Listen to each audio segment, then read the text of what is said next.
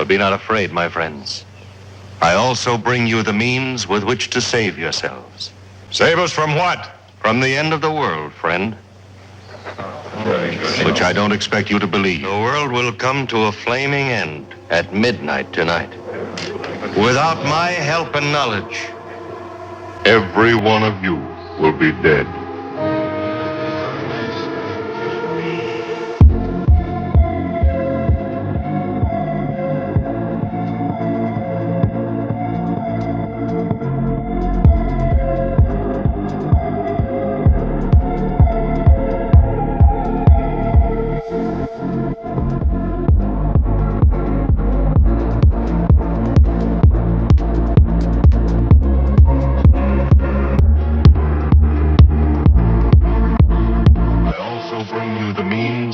To save yourselves. Without my help and knowledge, every one of you will be dead.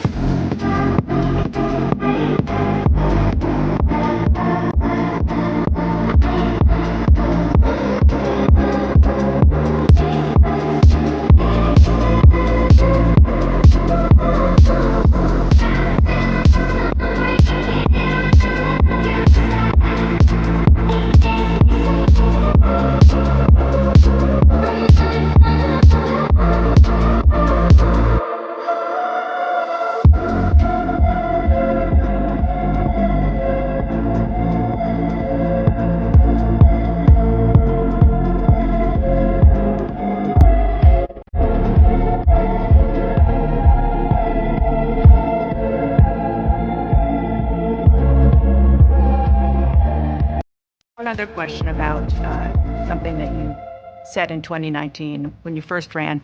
There was a debate. You raised your hand when asked whether or not the border should be decriminalized. Do you still believe that? I believe there should be consequence. We have laws that have to be followed and enforced that address and deal with people who cross our border illegally, and there should be consequence. And let's be clear, in this race, I'm the only person who has prosecuted transnational criminal organizations who traffic in guns, drugs, and human beings. I'm the only person in this race who actually served a border state as Attorney General to enforce our laws, and I would enforce our laws as president going forward. I recognize the problem. When I went on the run in Belize, I had friends in the U.S. Embassy in Belize. I knew what was coming down. I'm not stupid. I had arranged with the head of security. I was going to come in. He said, "Sir, we have it from the highest authority. We are not to allow you entry into the U.S. Embassy." Understand me. Who was the highest authority of the State Department? Hillary Clinton. I'm an American citizen with a American passport. I'm sorry. I'm not wanted in America. I've got no crimes in America. Is it not a reason to say, I don't think I'm going to vote for you? And yet you're here now. For a month and a half, I was on the run. The reason that the government wanted to collect me was that after they had raided my property in 2012 in the jungle, shot my dog, abused me, destroyed $500,000 worth of my property over a bogus charge, I was pissed off. And so I donated to many secretaries within the government laptop computers, really nice ones, that were preloaded with viral spyware. Within a week, the entire government computer system was under my control. I was watching, monitoring, listening. I was looking for information that they had set me up for that raid. I didn't find that. I did find out that the Minister of National Defense was the largest drug trafficker in all of Central America. And the Minister of Immigration, the largest human trafficker. Well, we don't want to get killed by them either, so we're probably not going to take care of that. Bisogna dirlo con chiarezza. C'è chi opera sistematicamente e con ogni mezzo per respingere i migranti, e questo, quanto è fatto con coscienza e responsabilità, è un peccato grave. Il Signore è con i nostri migranti nel mare nostro. Il Signore è con loro, non con quelli che li respingono. In quei mari e in quei deserti mortali i migranti odiosi non dovrebbero esserci, e ce ne sono, purtroppo.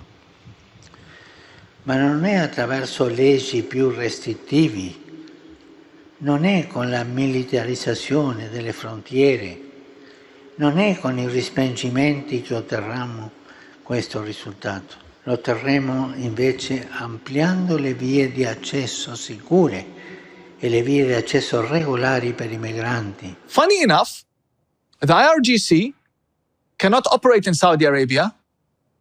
Their supporters cannot have bank accounts in the UAE. The other extremist groups, like the Muslim Brotherhood, who are friends with the IRGC and Hezbollah people, they cannot operate in Bahrain, in Oman. These are Muslim countries. Where do they operate? In London, in France, in Washington, D.C., in Australia, in Canada, Toronto. They operate here. They have bank accounts. They register charity. Right.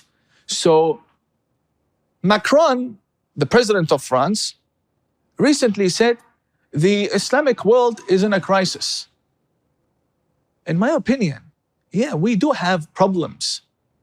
We do have Boko Haram, we have Al-Qaeda, we have Taliban. We have problems, but the broader picture, Islam is very successful, it's growing very fast. And we're doing really well. Dubai is not in a crisis. Abu Dhabi, the UAE, Bahrain, Oman, Kuwait, there's no crisis there. The Muslim countries are doing good there. Only some places there's a problem.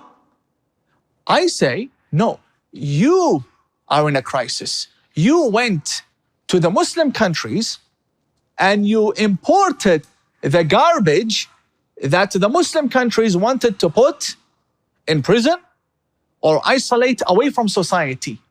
You went and you imported them. Why? For cheap labor.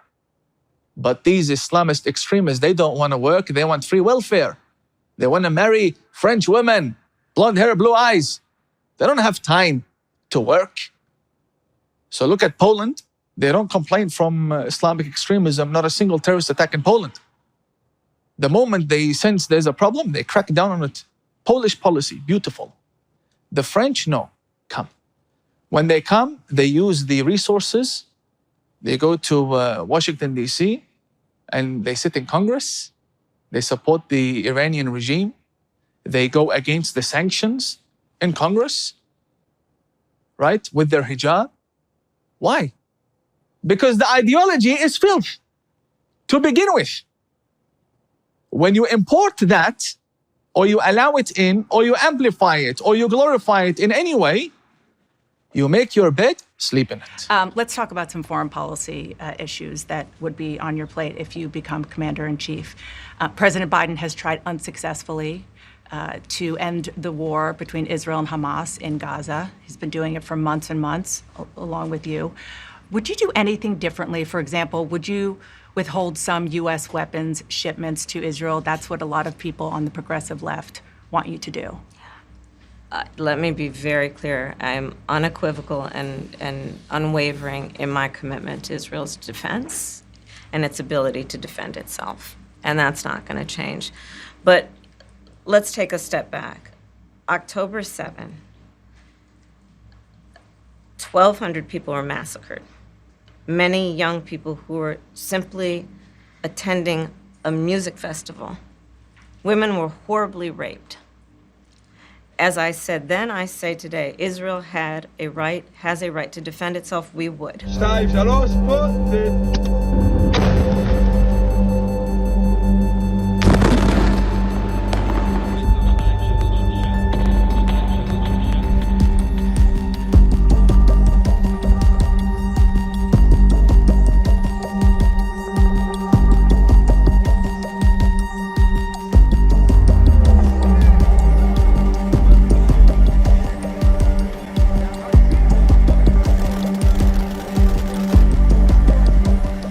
I've met with the families of the American hostages. Let's get the hostages out. Let's get the ceasefire done. But no change in policy in terms of arms and so forth.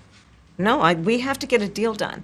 Dana, we have to get a deal done. When you look at the significance of this to the families, to Dear friends, come forward, friends.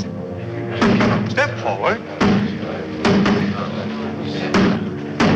I bring you a message few of you will be able to believe, a message of great importance, A message I alone was able to read in the fires of the universe. But be not afraid, my friends. I also bring you the means with which to save yourselves. Save us from what? From the end of the world, friend. Which I don't expect you to believe.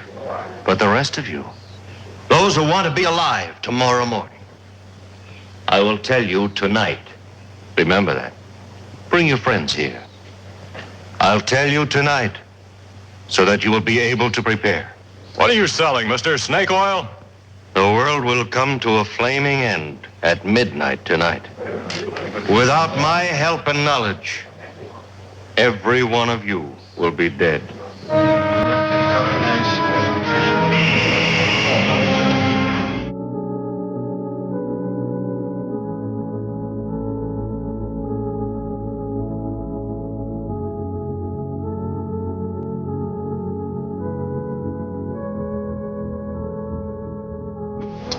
Got a name? Trump. That fits.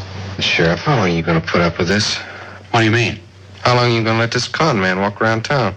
Be careful, son. I can sue you. How about it, Sheriff? When are you going to put the lid on? What for? Well, stealing is stealing, whether you do it with a gun or a mouthful of mealy words. I don't intend to sit here and be insulted, Sheriff. If your people don't want my help, I can go elsewhere. Wait a minute, Mr. Trump. You don't talk for the rest of us. Since the sheriff wouldn't stop Trump, Hobie had to find somebody who would.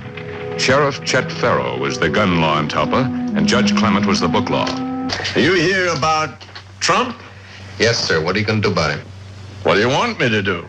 Stop him From what? from taking the town. Can you prove that that's what he has in mind?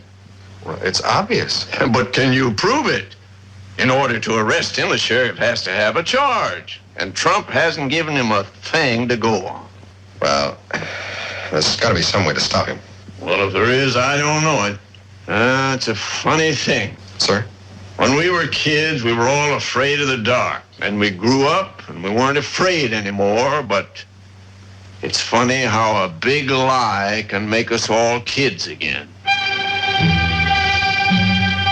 Hobie had checked the town. The people were ready to believe. Like sheep, they ran toward the slaughterhouse. And waiting for them was the high priest of fraud. I am the only one. Just me. I can build a wall around your homes that nothing will penetrate. What do we do? How do we save ourselves? You ask, how do you build that wall? You ask, and I'm here to tell you. You're a liar, Trump. Aren't you going to stay for the fireworks? I've done all I can for Talpa. Figure it's time for me to be moving on. Well, I think you ought to wait. It's where you and I disagree. You're under arrest, Trump. What charge? Well, you write it any way you like.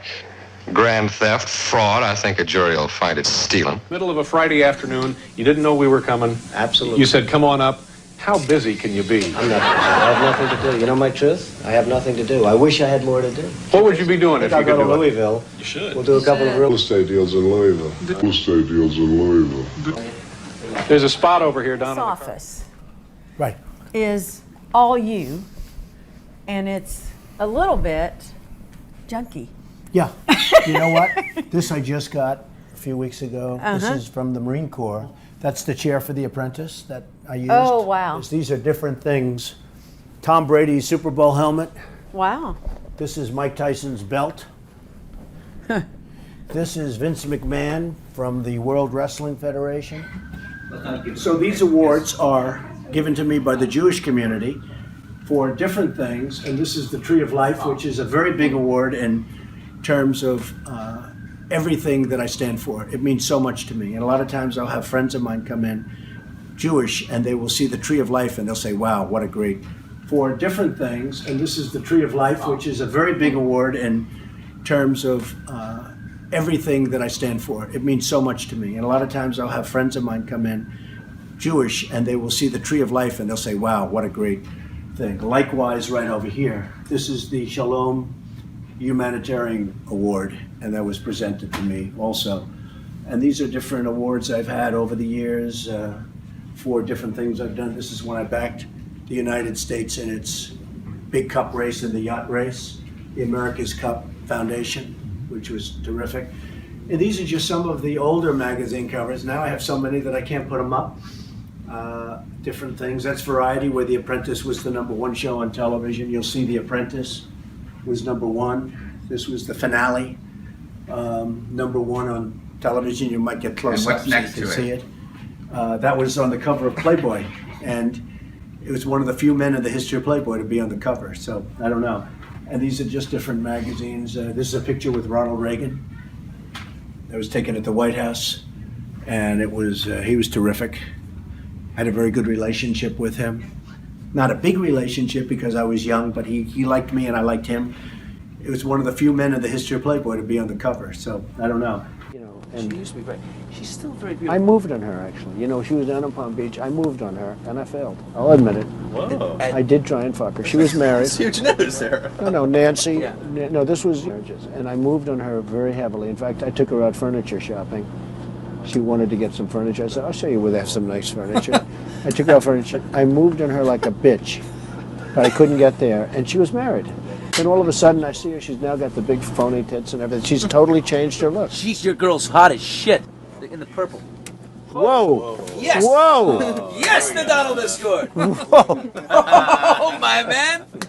Wait, you gotta look at me when you get out. You're like, Sets this up. That is very. Will you give me the thumbs Look up? at you. You are a. You gotta put the thumbs up. You gotta get the thumbs up. Can't be too happy. else off first?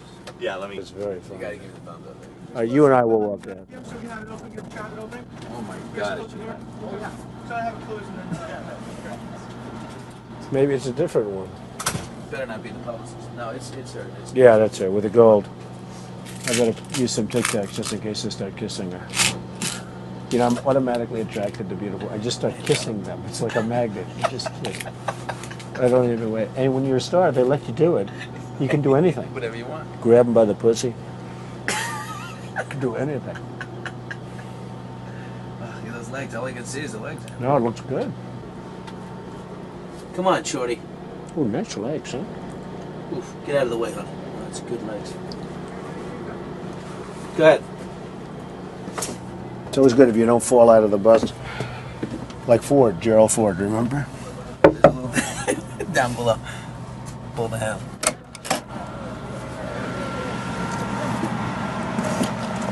Hello, how are you? Hi. Mr. Trump, how nice are you? seeing you. Pleasure to Terrific. meet you. Terrific. You know Billy Bush? How are you? Nice to see you. How you doing, Very Ariane? good. I'm doing very well, thank you. Are you ready to be a soap star? We're ready. Let's go. Make me a soap star. How about a little hug for the Donald? He just got off the Would bus. you like a little hug, Okay, darling? absolutely. Melania little said hug for this the was bushy. okay. I just got off the bus. Oh, bushy. There we go. Excellent. Well, Come you've on. got a nice co-star here. Good. Yes, absolutely. After you. Come on, Billy. Don't be shy. As soon as a beautiful woman shows up, he takes Get over off here, on Billy. He's always happy.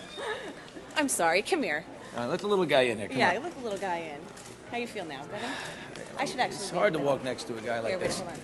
Yeah, you get in the middle. There we go. Good. That's This better. is much better. This is. That's better. Now, if you had to choose, honestly, between one of us, me or the Donald, who I would it don't be? know. That's That's tough some pressure right competition. there. Yeah. Seriously, when you had to take one of us as a date. You have to take the fifth on that one. Really? Yep, I'll take both. Which way? Make it right. Here we go. Goodbye. Right in the days.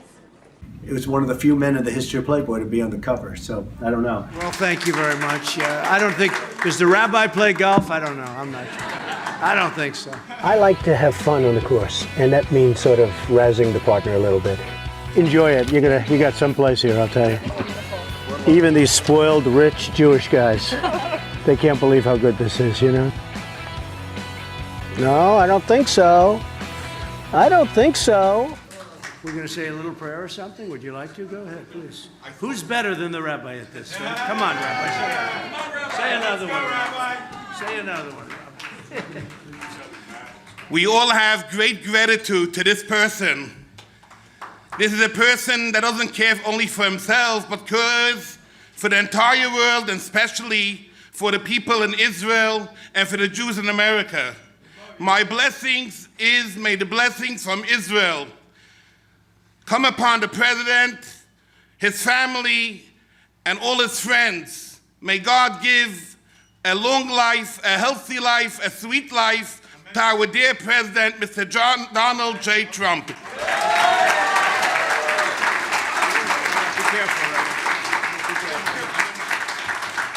Thank you, Rabbi. I'm glad I told him to do that. He did a very good job. You've done that before, Rabbi, I guess, huh? A couple of times, huh? This is great group, Israel Heritage Foundation. I'm honored to receive your Crown of Jerusalem Award. That's a very big deal as far as I'm concerned. And I can say that Israel is under siege politically. It used to be, when I was growing up in Queens, my father was a builder in Brooklyn and Queens, and my father was very supportive of the whole Jewish movement, call it whatever you want, but very supportive. And in Congress, you couldn't say a bad thing about Israel. You couldn't even talk about it. You don't know these, these are pretty young congressmen, right? But you couldn't say anything bad. Today, it's almost like there's a revolution against Israel within Congress, especially in Congress. The Senate's not like it used to be, but at least it's still there. But Congress, between AOC plus 3 and all these other lunatics, they're lunatics. No, but they're lunatics, and they want you to go, and I mean, they hate Israel. They hate it with a passion. And I hope you know that. And they've convinced a lot of people, because they have a good line of bullshit, and they convinced a lot of people that Israel is a bad place and that you're bad people. And I don't know. Something has to be done. This would have been 10 years ago, 15 years ago in particular, but 10 years ago, this would have been impossible. Impossible. They've said things that are so bad, and they should have had the biggest sanctions or whatever it is that you put on them, Mr. Congressman, whatever it is you put on. And today they say things that nobody even says. And so for nearly half a century, the Israel Heritage Foundation has been powerful and a very powerful testament to the strength and resilience of the Jewish people. And that's why I tell you what I just told you, because I think it could start right here, but they have to get very strong, very, very strong, the movement, because the United States backs Israel, but they back it less than they used to. I was having a lot of problems getting support for Israel, and I can't really understand it because I grew up in a world where everything evolved around politically. Everything evolved around Israel, and the power was amazing. As president, I was proud to be the best friend, they say the best president that Israel's ever had, actually. And it's a very interesting phenomenon, because in Israel, I could be elected prime minister today. If I ever decided to give this up and go over to Israel, I would be elected very quickly. They have polls at 99%. But in the United States, with the Jewish population, it's 26, 27, 28%. And that's a Republican thing to a large extent, not me. But I should be at 100%. Because I have been the best friend as a president by far.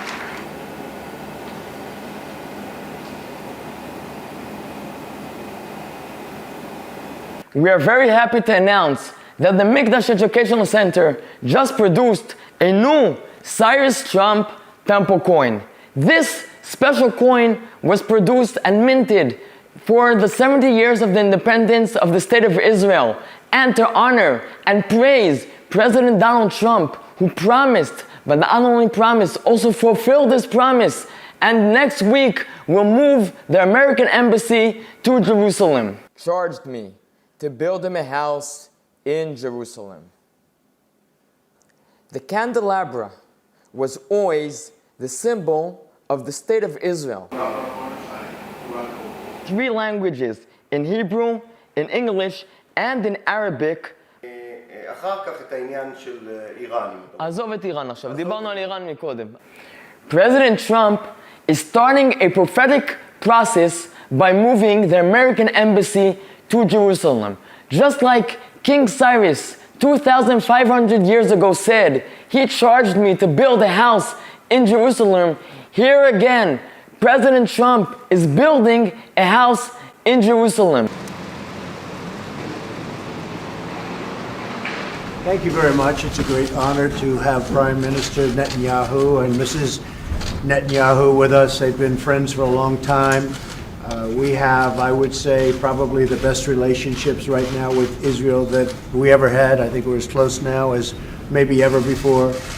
Jerusalem was a wonderful thing, and I know it was very much appreciated in a big part of the world, not just in Israel, in a very big part. So that was a decision that I had to make. Many presidents were discussing whether or not to make that decision, and they promised it in their campaigns, but they never were able to do what they should have done. So I was able to do it. And I think it's something that's very much appreciated in Israel, but far beyond Israel. We are very close on trade deals. We are very, very close on military and terrorism and all of the things that we have to work together on. So the relationship has never been better. And Mr. Prime Minister, Mrs. Netanyahu, it's a great honor to have you. Thank you. Thank you very much. Thank you. Thank you. Mr. President, Donald, Melania, Sarah and I want to thank you for your extraordinary friendship and hospitality. It's always a pleasure to see you both, but this is the first time we meet in Washington, America's capital, after you declared, Mr. President, Jerusalem as Israel's capital. And this was a historic proclamation, followed by your bold decision to move the embassy by our upcoming National Independence Day. I want to tell you that the Jewish people have a long memory. So we remember the proclamation of the great king, Cyrus the Great, Persian king, 2,500 years ago. He proclaimed that the Jewish exiles in Babylon can come back and rebuild our temple in Jerusalem. We remember 100 years ago, Lord Balfour, who issued the Balfour Proclamation that recognized the rights of the Jewish people in our ancestral homeland. We remember 70 years ago, President Harry S. Truman was the first leader to recognize the Jewish state. And we remember how a few weeks ago, President Donald J. Trump recognized Jerusalem as Israel's capital. Mr. President, this will be remembered by our people throughout the ages. And as you just said, others talked about it. You did it. So I want to thank you on behalf of the people of Israel. And I also want to I look forward to our discussions on both challenges and opportunities. If I had to say what is our greatest challenge in the Middle East to both our countries, to our Arab neighbors, it's encapsulated in one word: Iran. Iran has not given up its nuclear ambitions. It came out of this nuclear deal emboldened, enriched. It's practicing aggression everywhere, including on our own borders. And I think we have to stop this country that chants death to Israel, death to America. Iran must be stopped. That is our common challenge. The second is seeking, because of that challenge, to exploit the opportunity for peace, because the Arabs have never been closer to Israel. Israel has never been closer to the Arabs. And we seek also to broaden that peace to the Palestinians. So I look forward to it. Well, they're looking at it, and they're doing it very professionally, and it looks like it's Iran doing it, because Iran is no friend of mine, and a lot of bad signals get sent, but it looks like it's Iran doing it, and the reason is because I was strong on Iran, and I was protecting people in the Middle East that maybe they aren't so happy about that. So that's what it seems to be, Iran. Is that what the FBI told you specifically, that it was Iran? I don't want to say exactly, but it was Iran. The best friend as a president, by far, the best friend that Israel's ever had. And you've had a couple of good ones, but you have me, and we're in a different league, because under our leadership, the alliance between the United States and Israel had never been stronger. And I had to brush back a lot of bad people that disagreed. In some cases, good people that don't know, and in some cases, actually bad people. And the future of the Middle East really was looking very bright until the election was rigged. But it's just one of those things. That's why we're leading by so much. It's very tough to rig an election when you swamp them. So they say, how do you win? How do you win? Well, we had a different kind of a thing then. You had COVID come in. They used COVID to cheat, so they can't do that. Hopefully, we're not going to have any surprises like that. But you swamp them. You have to get a lot of votes, because they can only cheat so much. They are cheating son of a bitches, I'll tell you. But just as I promised, I recognized the eternal capital of Israel and opened the American embassy in Jerusalem. You cannot allow Iran to have a nuclear weapon. I say that. And I just don't think Israel can allow it. I don't think. And by the way, we took out Soleimani, we took out al-Baghdadi, we took out some people that weren't particularly fond of your country, and they were the biggest. Soleimani was the biggest, and al-Baghdadi, founder of ISIS, took him out. We also did, just so many things. I have a list here that's so long, I'm not going to read it all, but nobody's done what we've done. Nobody's done. I appointed a special envoy to combat anti-Semitism worldwide. We did that, and it was a big deal, as you know, and they did a good job on it. And the Middle East, the very historic Abraham Accords, which is one of the most important agreements. Now, we had 4 countries. We had them lined up to sign. If that election were legitimate, we were in there, we would have had virtually every country in the Middle East. You would have had peace in the Middle East. They have signed exactly no people, no countries, and everybody wanted to sign. They don't care. It's like they don't care. This administration, they don't care.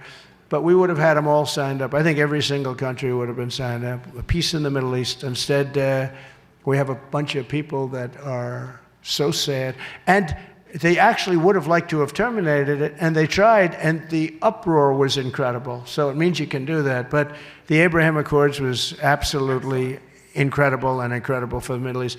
So I'd just leave you with this. You're my friends. It's an honor to have you at this great place. Thank you very much.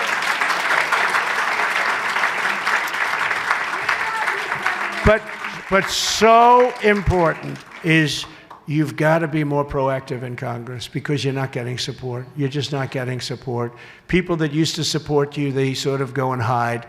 And people that frankly weren't supporting you much, those people are actually, they've become your enemy. And it's inconceivable for me as somebody that grew up with 16 Court Street in Brooklyn and all the different places, you know, where you have the Hasidic community. By the way, with the Hasidic community, the Orthodox, well, how about like 100%? It's an amazing, with the Orthodox community, the Hasidic community, like in Brooklyn, we had literally almost 100% of the vote. So that's good. And you know, they love our country, but they love Israel. So I just want to thank you, everyone, for being here. Be very vigilant because there are a lot of people that are looking at bad things for Israel. This is a great gentleman, and this is a great honor for me, and it was an honor to see so many friends. And Steve, take care of yourself. You two guys, you've done a great job, and we appreciate it. 2 really fantastic people. Thank you very much. Thank you, everybody.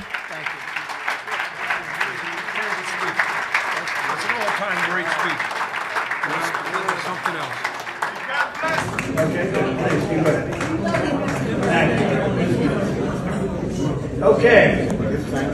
Give thanks to Hashem for his work is good, his kindness endures forever. Presented to President Donald J. Trump for his extraordinary and heroic efforts. I like that very much. To help the state of Israel and the Jewish people.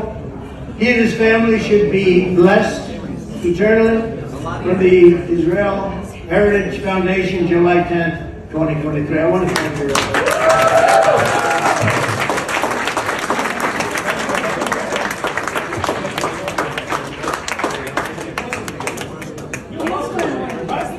Let me put it this way. If we don't win, Israel's in big trouble. I really do. I mean it. Israel's in big trouble. I am the least anti-Semitic person that you've ever seen in your entire life. I have so many Jewish friends that are supporting Obama, and I'm saying, are you crazy? There's never been anybody worse to Israel than Obama. And I think any Jewish people that vote for a Democrat, I think it shows either a total lack of knowledge or great disloyalty. In my opinion, you vote for a Democrat, you're being very disloyal to Jewish people, and you're being very disloyal to Israel. Yeah. Isn't that anti-Semitic? No.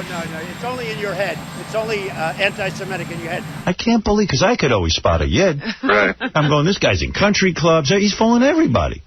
Well, he just slipped right under the radar. And then we did some research. We found out you're about the furthest thing from a Jew. well, I'm actually, I'm in a very Jewish business, okay? Right. This house belonged to the parents of a close friend of mine. Her name is Raz. It's the Tamari house. And both her parents were murdered here on the 7th of October.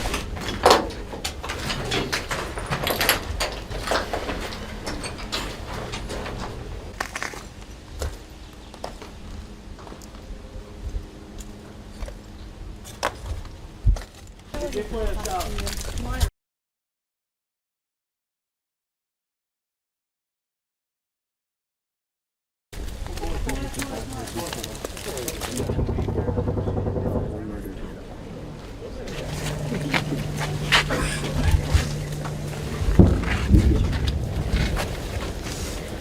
things. First of all, thank you all for sharing the stories with us, and I just have to say it's very humbling for me to be with you, with the heroic acts that you did. You never know what your training for life puts you, and then when the moment comes, you know, sometimes we do things even more than we know we're capable of doing, but what you did made a massive difference. And hearing these stories, there's a million different ways these things could have gone, but I respect, my appreciation, and really my love to all of you. And so just really thank you for what you did. So, can I give you a hug? היום אנחנו רוצים רק להיכנס לבית של סיוון לתר. She's a hero. Yeah. She's a hero. לגמרי hero. We're fighting with her together. Thank you. Really thank you. תודה. איפה יעל? Thank you. May God bless you. God bless. In Gaza's waterfront property, it could be very valuable to, if people would focus on kind of building up, livelihoods. You think about all the money that's gone into this tunnel network and into all the munitions. If that would have gone into education or innovation, what could have been done? But I think from Israel's perspective, I would do my best to move the people out and then clean it up. But I don't think that Israel has stated that they don't want the people to move back there afterwards. Yeah.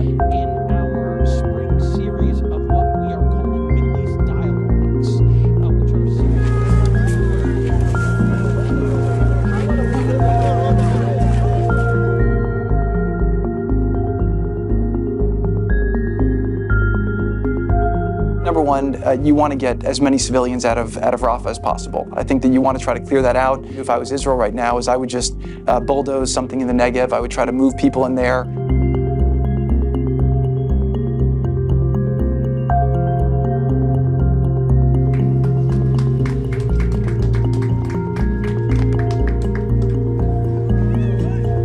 Dear Mr. Trump, God bless you, God loves you. You too survived a shooting. 5 years ago, on April 27, 2019, at my synagogue, a gunman came in and shot and killed Mrs. Lori Gilbert Kay, and I took 2 bullets, lost my 2 fingers, but I survived. The very next day, you called me and you shared with me words of encouragement and blessings that I'll never forget. Today, I'm thinking about you. The day after you were shot, I want to share with you that the day that you survived the shooting, just like I survived my shooting, is a new birthday.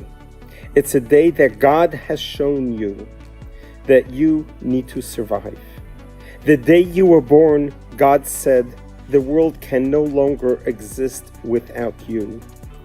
The day you were shot yesterday, God sent you a message.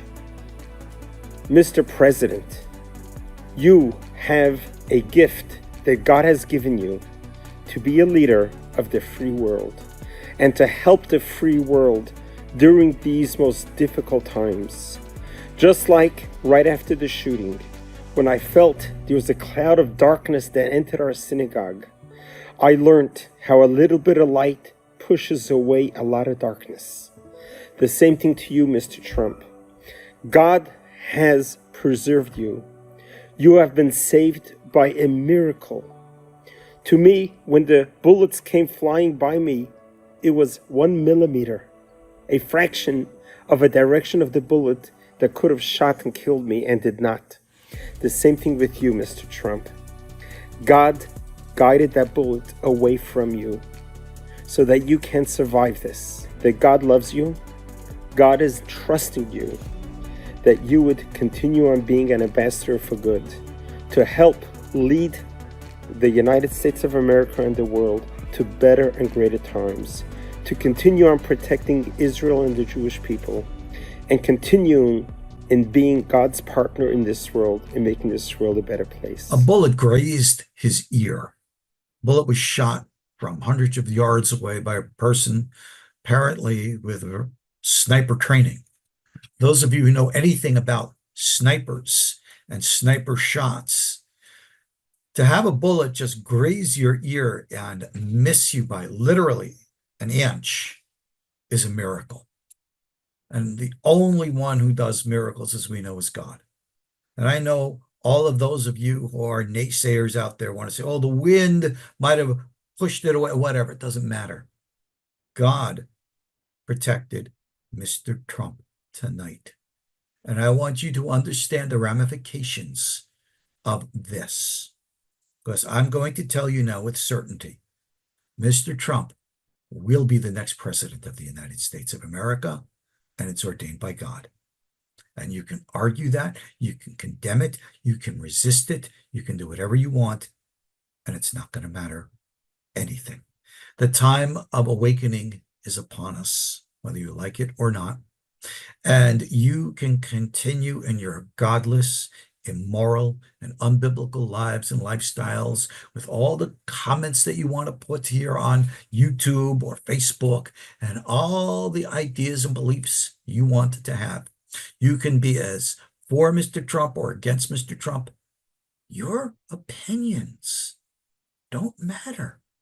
This is a decision as ordained by God. God is the one who chooses our political leaders, whether it was Pharaoh in Egypt, Nebuchadnezzar in Babylon, or even Adolf Hitler in Germany. And I know that there are many of you out there who are very sorry that the sniper did not succeed. This is by the hand of God. And if you wish to put yourself in opposition to the work of God, so be it, face your destiny. But just know and understand that we did see a miracle today. For those who know and understand sniper training, this was a miracle. In our Jewish tradition, we recite the Baracha Shehechianu on a miracle. I would hope that Mr. Trump's daughter, who is a convert to Orthodox Judaism, would share that with him, and that he would indeed kneel in prayer before God and give thanks for his life, knowing that he has a mission and a destiny ordained by heaven for his future. You may not like that. You may choose to resist it, but you will not resist the work and hand of God. The miracle that we saw today was clear evidence of God's hand here. And God does not do miracles haphazardly for no reason. This is clearly to show the future of things to come. Almost 4 years ago, in 2020, I published some videos where I predicted that President Donald Trump would serve a second term in the White House. I'm not going to repeat all the details that went into this prediction. If you're interested, you can check out my videos from before and after the election of 2020. But here it is in a nutshell. In Genesis chapter 25 and 27, the Torah records prophecies to Rebekah and to Isaac, stating that ultimately at the end of days, Esav will serve his younger brother, Jacob. Esav evolved into the mighty Roman Empire, which metamorphosed into the various Christian nations and denominations, and then into Western society, with all its diverse components. Jacob becomes the Jewish people. The parents of both Jacob and Esav were told of the long and bitter subjugation, humiliation, and suffering of Jacob at the hands of Esav and all his offshoots. They also foretold that at the end of days there will be reconciliation. The evil components of Esav will separate from the good and be vanquished. Esav will then have the clarity to understand his role, not as an adversary to his younger brother, but rather as his supporter, who offers his hand to assist his brother Jacob in spreading the truth of God to all the inhabitants in the world. Our sages have passed down to us a tradition that at the end of days, the representative of Esav will approach the Jewish Messiah, who will reign from Jerusalem. And with humility and penance, he will return all the riches that Esav and his offshoots plundered from the Jews over the course of our long and bitter exile.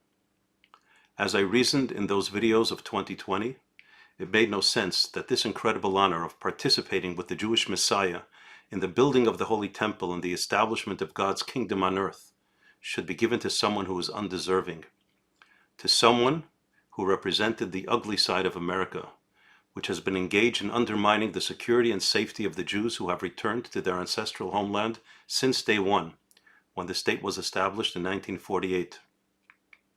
President Donald Trump was the first American president who stood up in defiance to the entrenched and endemic anti-Israel attitude of all previous U.S. administrations towards our presence in the Holy Land, an attitude that was in place for the past 70 years. Only he or somebody like him would be the person who deserves this great honor of representing Western society and fulfilling the prophecy uttered to our matriarch Rebecca, the elder one will serve the younger one. At that time in 2020, I was hoping that this prophecy would be fulfilled sooner rather than later. But those hopes did not materialize. Apparently, Western society, led by the United States, had to go through further degradation and humiliation under the lowly and weak Biden administration before goodness could emerge from the ashes of the failed American dream. Biden's incredible incompetence and intellectual decay is but a symbol of the total obliteration of the fourth beast envisioned by Daniel some 2,500 years ago. Biden's replacement was someone whose only qualifications are her gender, her skin color, and the birthplaces of her parents, further underscores the complete decomposition of the fourth beast. And apparently, for some incomprehensible reason, the Jews had to suffer the terrible consequences of another 4 years of a deeply anti-Israel American establishment who have emboldened, financed, and even encouraged the thoroughly wicked Iranian axis of pure sadistic evil, who are now at the cusp of attaining nuclear capabilities. But now we are about to move on to the next phase. Thank God.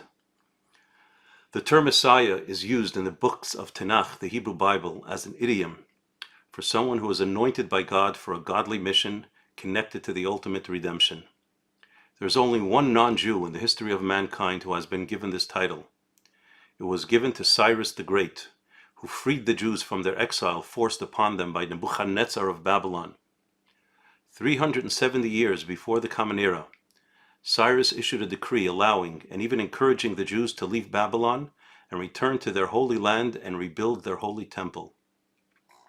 Almost 250 years prior to that historic declaration, the great prophet Isaiah proclaimed in the most beautiful language the godly role of Cyrus the Great in chapters 44 and 45 of his book.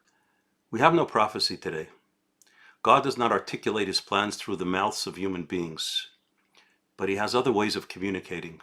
I'm no prophet, and I could be wrong, but it seems obvious to me that on Shabbat, July 13th, in Butler, Pennsylvania, and in front of the eyes of the entire world, God's voice was heard loud and clear to anyone whose ears were open, and he chose the second non-Jewish Messiah, not to redeem the world.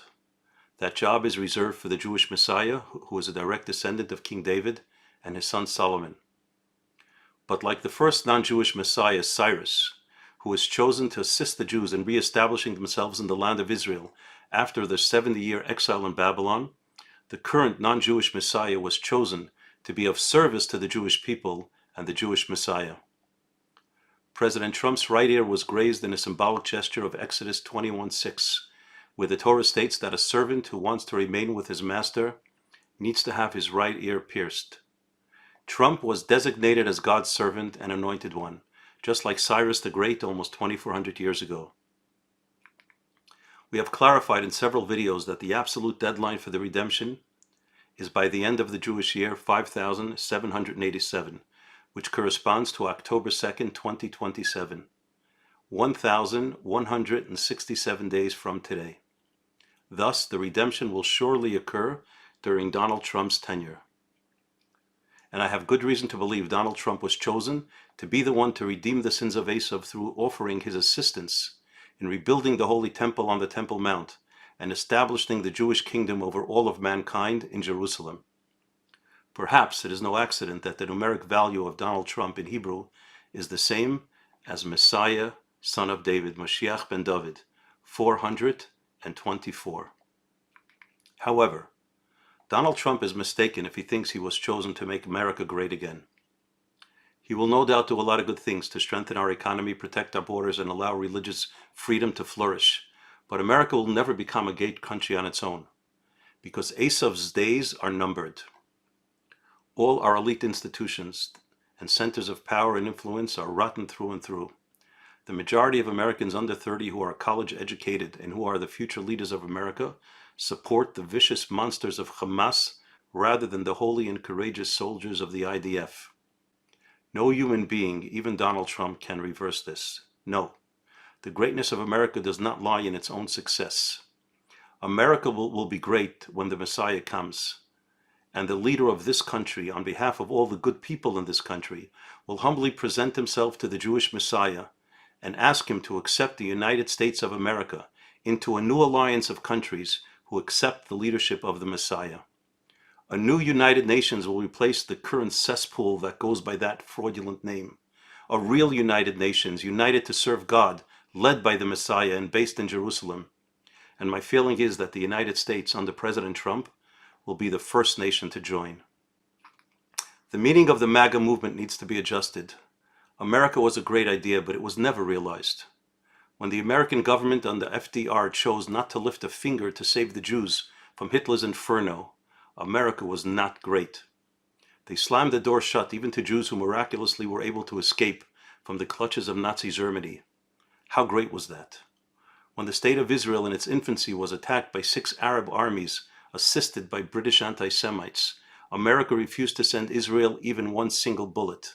How great was that? And ever since, the United States has been tying Israel's hands and forcing them to make ceasefires and suicidal concessions to their enemies, time after time. No, America was not that great in the past. It may have been on the path to becoming so. America was not great in the past, specifically in relation to its support of Israel. And the shameless Biden administration has brought America to its lowest depths in its relationship to God's holy people and God's holy land. President Trump could change some of that, but he cannot stop the universities from indoctrinating another generation with sickening woke ideology and anti-Israel propaganda. He cannot stop the tens of thousands of pathetic Islamic students littering all elite universities with their filthy anti-Semitic slogans. He cannot stop them because they're not illegal immigrants. He can't stop them because the Constitution grants them the freedom to spew their venom and harass Jewish students. No. Although Trump can make America safer and more prosperous, he cannot make America great. And that is not what he was chosen for. I believe he has a much greater historic role. The Founding Fathers were deeply influenced by the Jewish Bible, and its verses are quoted in their writings more often than any other book. They would have been appalled by the knowledge that eventually that very same book, which was their source of inspiration, would be banned in all government-funded institutions of learning and be replaced with a godless, immoral, asinine, and anti-Semitic ideology. It is no accident that Trump was anointed by God in Pennsylvania, where the Declaration of Independence was signed. God is mentioned 3 times in the Declaration of Independence as the very foundation of our republic. God is mentioned in the Pledge of Allegiance, and God appears on all American currency. Constitutions of 46 out of 50 states also explicitly mention God. The Liberty Bell proudly displayed next to Independence Hall was cast with the statement, "Proclaim liberty throughout all the land unto all the inhabitants thereof," echoing Leviticus 25:10.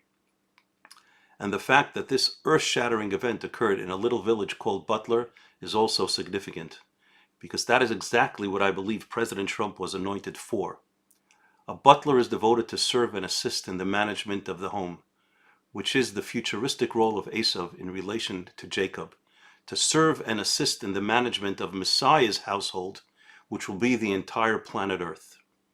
As we mentioned earlier, based on the prophecies of Isaac and Rebekah, patriarchs and matriarchs of the Jewish people, and reiterated in Isaiah's famous prophecy in 49:23, "V'hayu malachim imnayich b'sariseyim menikosayich."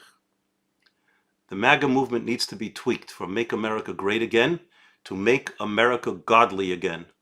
Donald Trump has taken the first step by proclaiming to the whole world that which is clear to anyone who wishes to see. The entire episode on Shabbat of July 13th in Butler, Pennsylvania was clearly orchestrated by God. The fact that a 20-year-old kid was able to bypass the Secret Service, which is one of the most professional security teams in the world, was clearly orchestrated from above. And the fact that President Trump turned his head a mere second before the shot grazed his ear was clearly miraculous.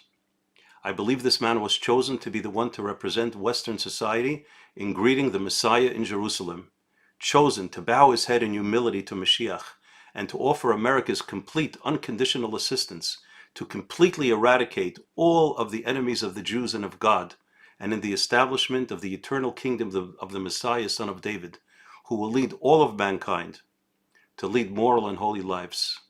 This might shock you, but we have something in common. Good. Respect for human life. Thank you. Okay?